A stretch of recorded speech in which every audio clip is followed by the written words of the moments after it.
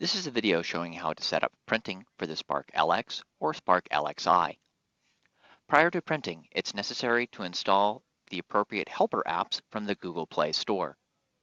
To access the Google Play Store, the instructor must first log into the Spark LX or Spark LXI by pressing on the lock button that is on the home screen. You'll then be prompted to enter in the password for the device. This password is within the documentation that was delivered with the Spark LX or Spark LXI.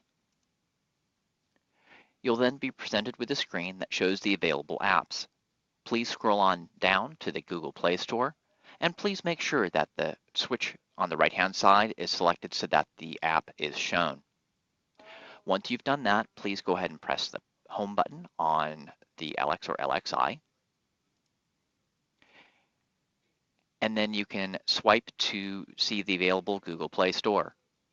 Tap on the Google Play Store icon.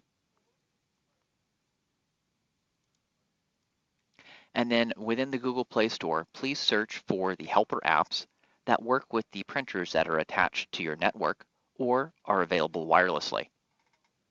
Select them and install them. And then let's go ahead and see how to access those through SparkView. So we'll go ahead and launch SparkView.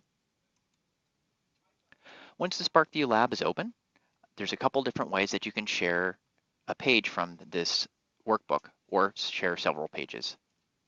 If you select the snapshot icon, then you can generate a journal for the SparkView workbook. Once you've generated those pages, then you can click on the Share button that is shown on the right-hand side here, and then select Share Journal Images. You'll then be presented with the different helper apps that are available through the Spark LX or Spark LXI. In this case, the available printers are HP type printers, so I've selected the HP Print Service plugin. After a brief moment, you'll be presented with all of the available types of printers that are compatible with the helper app that you've selected. Please select the printer that you'll be using to print out the lab.